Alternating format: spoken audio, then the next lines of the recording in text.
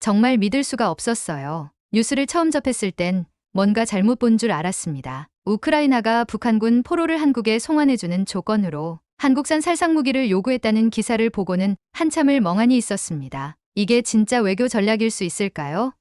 전쟁 한가운데 있는 나라가 도와준 나라에 이렇게 거래를 제한하다니 상식적으로도 도덕적으로도 이해하기 어려운 상황이었습니다. 안녕하세요.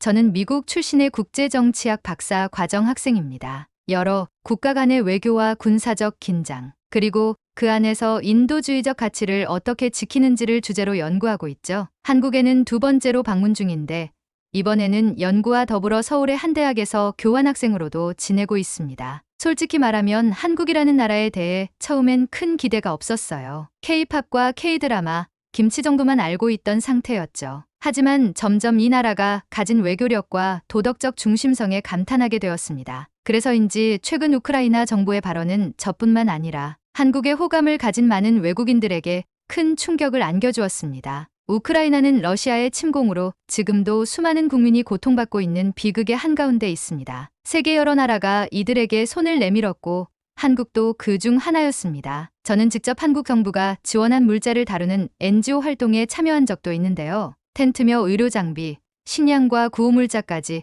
정말 많은 것들이 현장에 전달되는 모습을 보며 이건 단순한 외교가 아니라 진심 어린 연대구나라는 생각을 했습니다. 물론 한국은 직접적인 무기 지원을 자제해왔습니다. 그 이유는 분명합니다. 분단국가로서 한반도의 긴장감을 고려하지 않을 수 없고 국제사회에서의 중재자 이미지도 중요하기 때문이죠. 그런데 최근 우크라이나 정부가 북한군 포로를 한국으로 송환하겠다는 제안을 하면서 그 조건으로 살상무기를 요구한 겁니다. 이건 전 세계 어느 나라가 봐도 꽤 충격적인 발언일 수밖에 없어요. 포로 한 명의 송환, 그것도 한국인일 가능성이 매우 높은 인물의 귀환을 조건으로 무기를 요구한다는 건 마치 인도주의를 무기 삼아 협상을 벌이는 듯한 인상을 줍니다. 심지어 한국은 이미 1억 달러 규모의 인도적 지원을 제공했고 추가 지원도 검토 중인 상황이었습니다. 이 문제의 핵심은 한국이 도덕적으로 옳은 행동을 했다는 점입니다. 지원은 조건 없는 선의로 이뤄졌고 그 진심은 우크라이나 국민들에게도 전달되었을 것입니다. 그런데 이러한 지원을 무기 요청으로 연결시키는 건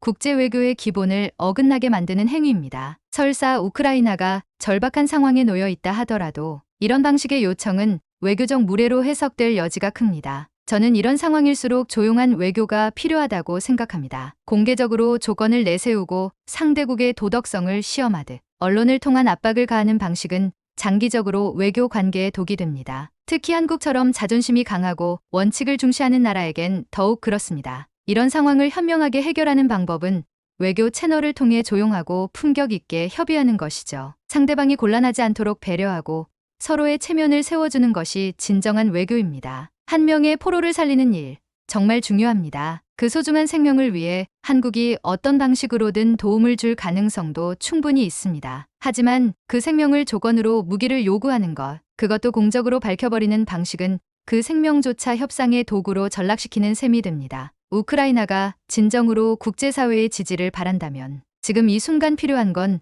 무기보다 품격 있는 외교 자세일 겁니다. 저는 한국이라는 나라가 그 어떤 상황에서도 원칙을 지키며 품격 있는 선택을 할 것이라고 믿습니다. 그리고 우크라이나 역시 그 기대에 부응하길 진심으로 바랍니다. 사실 이와 같은 사안은 한국 국내에서도 복잡한 감정을 불러일으키고 있습니다. 제가 참여하고 있는 국제학 세미나에서도 이 문제에 대해 토론이 벌어졌는데 많은 한국 학생들이 말하길 그 포로가 진짜 한국 국적자라면 무조건 데려와야 한다는 의견이 줄을 이루었습니다. 그만큼 한국 사회는 우리 국민에 대한 책임감이 크고 한 명의 생명도 소홀히 하지 않으려는 분위기가 강합니다. 이것은 미국이나 유럽 국가들에서도 점점 보기 힘든 민족적 연대감이라는 생각이 들었어요. 하지만 동시에 많은 사람들이 우려를 표하기도 했습니다. 한국은 이미 막대한 인도적 지원을 했고 그 지원은 조건 없는 선의로 이뤄졌습니다. 그런데 우크라이나가 이제 와서 한 명의 송환을 조건으로 무기 지원을 요구한다는 건 오히려 그동안 한국이 해온 도움을 거래 수단처럼 여기는 건 아닌가 하는 의심을 낳게 됩니다. 마치 그 정도 도와줬으면 이제 무기를 달라는 식으로 들릴 수도 있으니까요. 이런 태도는 단순한 외교 전략을 넘어서 국가 간 신뢰의 근본을 흔드는 문제입니다. 외국인으로서 바라본 한국의 외교는 매우 조심스럽고 섬세합니다. 특히 분단 상황 속에서 전쟁의 위험을 피부로 느끼며 살아가는 국민들을 대신해 정부는 어떤 군사적 결정이 어떤 파장을 낳을지에 대해 늘 고심하고 있죠. 그런 한국의 살상무기를 요구한다는 건 단순한 부탁이나 요청이 아니라 한 나라의 안보 전략에 깊이 개입하는 행위로 해석될 수 있습니다. 개인적으로 가장 안타까운 점은 이런 발언이 결국 우크라이나 자체의 외교적 이미지에 타격을 줄 수 있다는 사실입니다. 국제사회의 동정을 받아야 할 나라가 자칫 잘못하면 지원받는 것에 익숙해진 나라 또는 지원국을 압박하는 나라로 비춰질 수도 있으니까요. 전 세계가 우크라이나를 돕는 이유는 그들이 피해자이기 때문이고 그 피해자다운 품위를 지킬 때 더 큰 지지를 얻을 수 있다고 생각합니다. 지금 이 사안을 보며 느끼는 건 하나입니다. 아무리 절박한 상황이라도 인도주의와 외교는 분리되어야 한다는 것. 포로의 생명은 생명대로 소중하고 무기 지원은 그것대로 협의할 수 있지만 그것을 한 줄로 연결하는 순간 상황은 복잡해지고 대중의 감정은 멀어질 수밖에 없습니다. 특히 한국과 같은 나라에서는 더더욱 그렇죠. 이 나라 사람들은 논리보다 감정에 강하게 반응하는 경향이 있고 진심을 꿰뚫는 눈을 가지고 있습니다. 한국은 지금까지 한 번도 우크라이나를 외면한 적이 없습니다. 오히려 조용히 그러나 꾸준히 도와왔고 앞으로도 그렇게 할 겁니다. 하지만 그 도움을 상업적인 거래로 오해하게 만드는 일은 피해야 합니다. 그게 진정한 친구로 남는 길이고 진정한 외교의 길이니까요. 본격적으로 한국에 대한 인식을 다시 바라보게 된 건 우크라이나 사태와 관련된 국제회의에서였습니다. 저는 미국 워싱턴에 위치한 한 싱크탱크에서 인턴으로 일하며 주요 국가의 대응 전략을 분석하고 요약하는 일을 맡고 있었죠. 당시 유럽연합과 북미 주요국들의 군사지원 방식, 외교적 압박, 인도주의 정책을 비교하면서 각국의 입장을 정리하고 있었는데 이상하리 많지 한국에 대한 정보는 많지 않았습니다. 그래서 처음엔 솔직히 그저 방관하고 있는 나라쯤으로 생각했어요. 대외적으로 큰 목소리를 내지도 않고 눈에 띄는 무기 지원도 없었으니까요. 하지만 자세히 들여다보니 전혀 다른 풍경이 펼쳐졌습니다. 한국은 무기를 직접 보내지 않았지만 인도적 지원 항목이 무려 50개가 넘었고 다양한 국제기구를 통해 우회적으로도 상당한 지원을 하고 있었습니다. 예를 들어 UN OCHA 국제연합 인도주의 업무조정국을 통해 1억 달러 규모의 기금이 지원되었고 이를 통해 난민보호와 병원, 전기, 물자 보급에까지 활용됐다는 보고서가 있었습니다. 놀라운 건 그 어느 기구도 한국을 과시적인 후원국으로 언급하지 않았다는 점입니다. 조용하지만 강한 후원자라는 표현이 딱 어울렸어요. 그 무렵 저는 우크라이나 정부가 한국에 무기 지원을 요청했다는 보도를 접하게 되었습니다. 그리고 그 발언에 담긴 포로 송환과 무기 연계라는 표현은 저에게 심각한 문제의식을 안겨주었죠. 제가 충격을 받은 건 단지 외교적 무례 때문만이 아니었습니다. 그보다도 한국이 이미 그렇게 많은 도움을 줬음에도 불구하고 그 진심이 제대로 전달되지 않았다는 사실이 슬펐습니다. 저는 미국에서 자라면서 항상 우리나라가 세계를 이끄는 리더라고 배웠고 도움을 줄 땐 항상 그 대가도 따랐습니다. 조건 없는 지원이라는 개념 자체가 생소했죠. 하지만 한국은 전혀 다른 방식으로 움직이고 있었어요. 전쟁을 직접 겪은 역사, 분단 상황, 그리고 무엇보다도 사람을 먼저 생각하는 정서가 정책에 깊이 녹아 있었습니다. 미국이나 유럽이 보여주는 하드 파워의 외교가 불도저 같다면 한국의 외교는 마치 바느질 같았습니다. 조용히 틈을 메우고 필요할 때 정확히 움직이는 정교한 외교. 그것이 제가 새롭게 발견한 한국의 이미지였습니다. 이런 인식을 바탕으로 한국의 외교 정책을 더 깊이 들여다보게 되었고 어느새 저는 논문 주제를 바꾸게 되었습니다. 조건 없는 지원의 외교적 의미 한국의 우크라이나 대응을 중심으로라는 제목이었죠. 처음엔 교수님도 고개를 갸웃했지만 제가 보여준 한국 정부의 정책 자료와 현지 NGO 리포트를 본 뒤에는 오히려 흥미롭다며 적극적으로 지지해 주었습니다. 그때 깨달았습니다. 세상은 소리 큰 나라만 움직이는 게 아니라고요. 진심은 소리 없이도 전해질 수 있고 원칙 있는 침묵은 때로 어떤 외침보다 강력한 메시지가 될 수 있다는 거요. 그리고 그 중심에 우리가 미처 주목하지 못한 나라 대한민국이 있었습니다. 논문 작업을 본격적으로 시작하면서 저는 자연스럽게 한국 외교부와 여러 국제 NGO의 연계 자료를 파고들게 되었고 그 과정에서 다시 한번 놀라움을 감출 수 없었습니다. 자료에 따르면 한국은 단순히 자금을 지원하는 수준에 머무르지 않고 실제로 현지에서 활동하는 인도주의 단체들과 정기적으로 온라인 브리핑을 진행하며 실시간 현장 상황을 점검하고 있었습니다. 이건 미국에서도 보기 드문 세심한 접근이었습니다. 자금을 주는 데서 그치지 않고 그 돈이 어디로 어떻게 쓰이고 있는지를 끝까지 확인한다는 점에서 인도주의라는 단어에 진정성을 부여하고 있었죠. 특히 인상 깊었던 건 한국이 러시아와의 외교적 긴장 가능성에도 불구하고 꿋꿋이 인도적 지원을 지속하고 있었다는 사실입니다. 미국이나 유럽은 이미 러시아와의 관계가 단절되었기에 부담 없이 지원할 수 있었지만 한국은 복잡한 동북아 정세 속에서 섣부른 결정 하나가 치명적인 외교적 갈등으로 번질 수 있는 상황이었잖아요. 그럼에도 불구하고 한국은 자신들이 정한 인도주의 원칙을 끝까지 지켰습니다. 침묵 속에서도 흔들리지 않는 방향성이란 이런 걸 두고 하는 말이겠죠. 이 모든 걸 정리하면서 저는 스스로에게 질문을 던졌습니다. 왜 우리는 이런 나라를 과소평가했을까? 국제 뉴스에선 늘 미국, 중국, 러시아, 유럽이 주요 플레이어로 언급되고 한국은 종종 그저 기술 강국이나 K컬처 수출국 정도로만 묘사됩니다. 하지만 이번 우크라이나 사태를 통해 제가 느낀 한국은 그보다 훨씬 강하고 복합적인 존재였어요. 외교의 무대에서 조용히 그러나 영향력 있게 움직이는 실력자, 겉으로 드러나지 않아도 그 안에서 세계 질서에 실질적 기여를 하는 국가. 그리고 이 모든 과정을 경험하며 저는 한 가지 확신을 가지게 되었습니다. 지금 우리가 보아야 할 국가는 목소리 큰 나라가 아니라 진심으로 세계를 대하는 나라라는 사실입니다. 한국은 그 대표적인 예였고 저는 그 가치를 더 많은 사람들과 나누고 싶어졌어요. 그래서 논문 외에도 유튜브 영상 콘텐츠 제작도 병행하기 시작했습니다. 조용한 나라의 강한 외교를 세상에 알리고 싶다는 열망 때문이었죠. 그때쯤 우크라이나 정부의 발언이 다시 한번 뉴스에 등장했습니다. 북한군 포로를 한국에 보내는 대신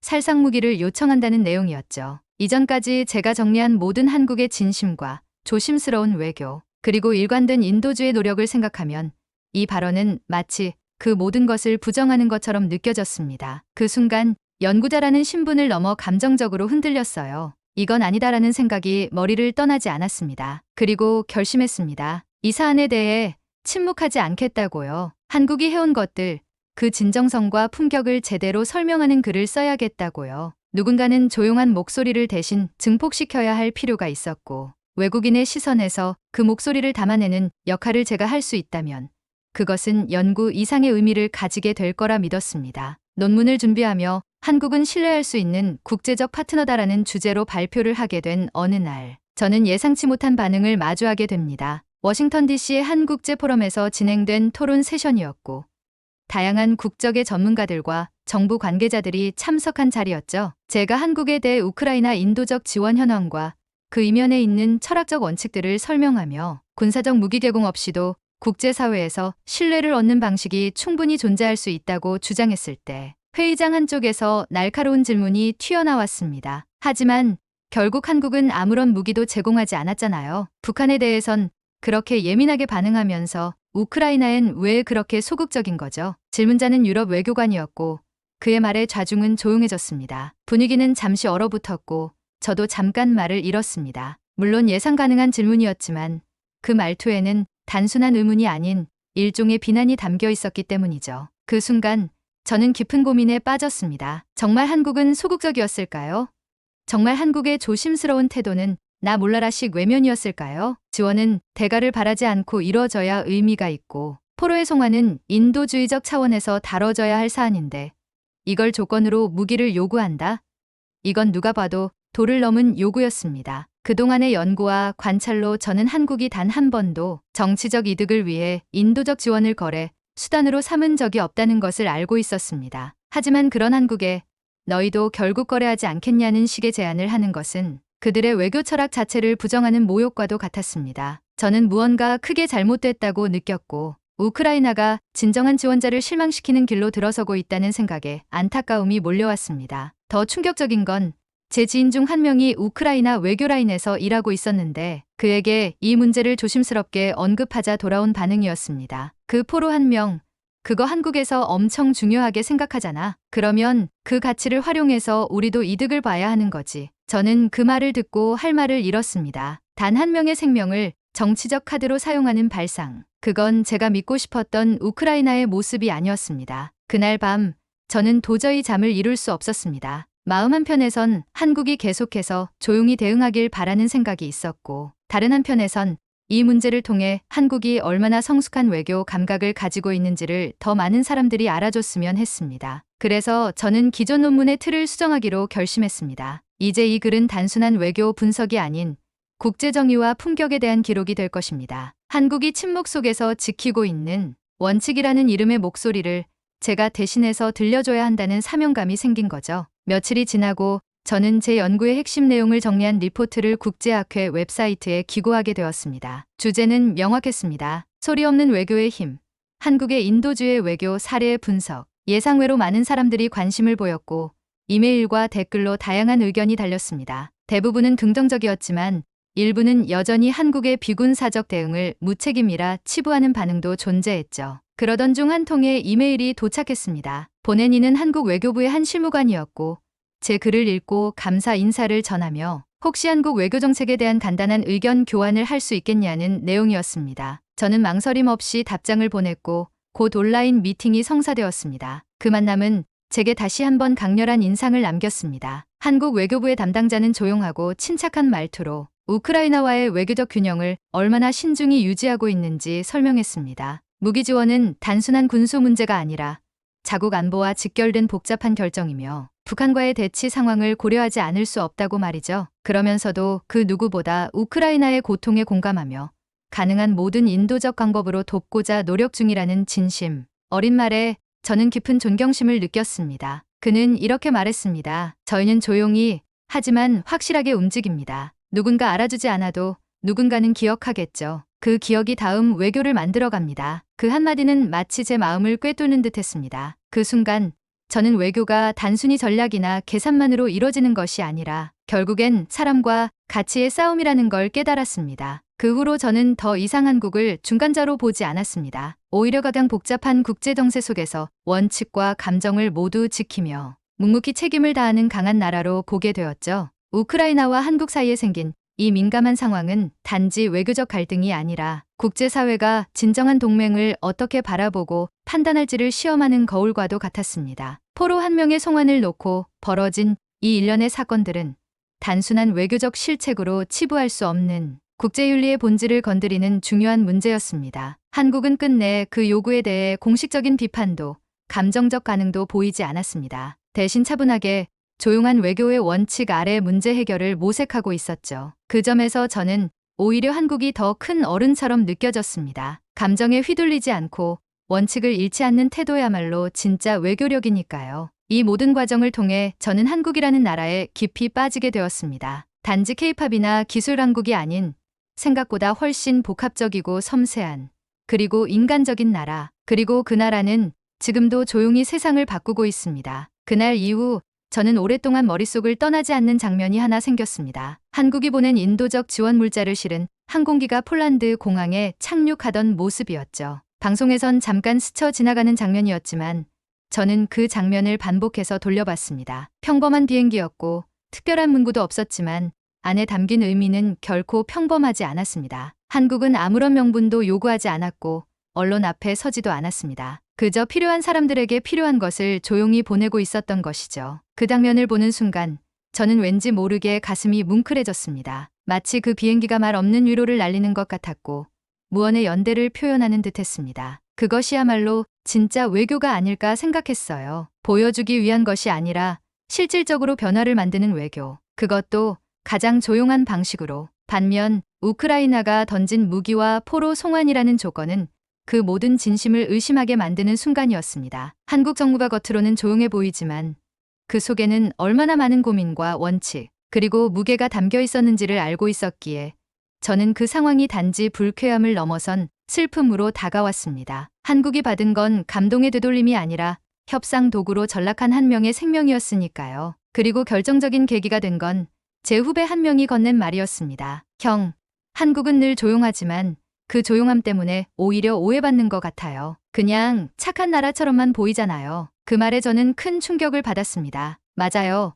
그건 오해가 아니라 보이는 방식의 한계였습니다. 그래서 저는 외쳤습니다. 그래서 우리가 보여줘야 해. 한국이 얼마나 강하고 원칙 있는 나라인지를. 그날 이후 저는 제 콘텐츠를 통해 조용한 나라의 진짜 힘을 알리기 시작했습니다. SNS, 블로그, 심지어 작은 다큐멘터리 영상까지 제작하며 한국의 대응 방식을 하나하나 분석하고 왜 그것이 진정한 외교인지 설명했습니다. 예상보다 더 많은 반응이 몰렸고 한국을 새롭게 보게 되었다는 메시지도 쏟아졌습니다. 특히 이런 이야기는 지금까지 어디서도 들은 적이 없다는 댓글이 많았죠. 그 모든 흐름 속에서 저는 더 확신하게 되었습니다. 세상은 아직 소리 없는 진심을 알아보는 사람들이 있고 그 진심을 대신 전달하는 일이 얼마나 소중한지를요. 한국은 이 사건을 통해 흔들릴 수 있었지만 흔들리지 않았고 시험받을 수 있었지만 품격을 지켰습니다. 그리고 그런 나라는 반드시 더 많은 이들의 존경을 받을 자격이 있다고 저는 믿습니다. 시간이 흐르고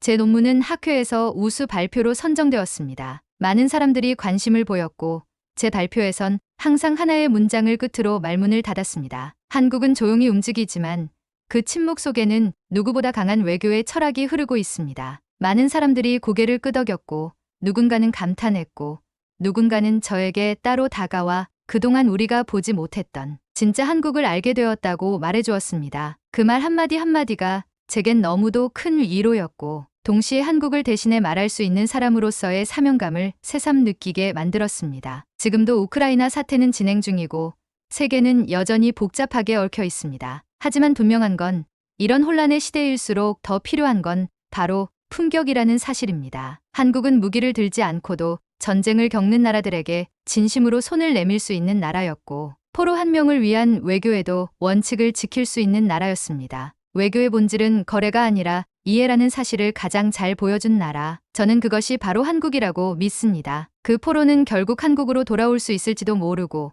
혹은 오랜 시간이 걸릴지도 모릅니다. 하지만 저는 확신합니다. 한국은 그 생명을 포기하지 않을 것이며 동시에 그 생명을 조건으로 거래하지도 않을 겁니다. 그건 이 나라의 철학이니까요. 말보다 행동, 요구보다 책임, 그리고 무엇보다 사람을 향한 존중. 이것이 제가 배운 한국의 진짜 외교입니다. 그리고 저는 이제 단지 이 이야기를 논문이나 발표에서만 다루지 않기로 결심했습니다. 더 많은 사람들에게, 더 많은 나라에 이 메시지를 전하고 싶습니다. 여러분, 우리가 지금 눈여겨보아야 할 나라는 목소리가 큰 나라가 아닙니다. 진심을 지키는 나라입니다. 바로 대한민국. 만약 이 이야기가 여러분의 가슴에도 작은 울림을 주었다면 좋아요와 구독을 눌러주세요. 그리고 주변 사람들과 함께 이 영상을 공유해주세요. 한국이라는 나라가 얼마나 단단하고 품격 있는 외교를 실천해 왔는지 이 진심이 더 멀리, 더 널리 전해지길 바랍니다. 그리고 혹시 여러분도 한국에 대해 느끼거나 경험한 이야기가 있다면 댓글로 남겨주세요. 여러분의 이야기가 또 다른 감동이 될 수 있습니다. 감사합니다. 지금까지 조용한 힘을 믿는 외국인의 이야기였습니다.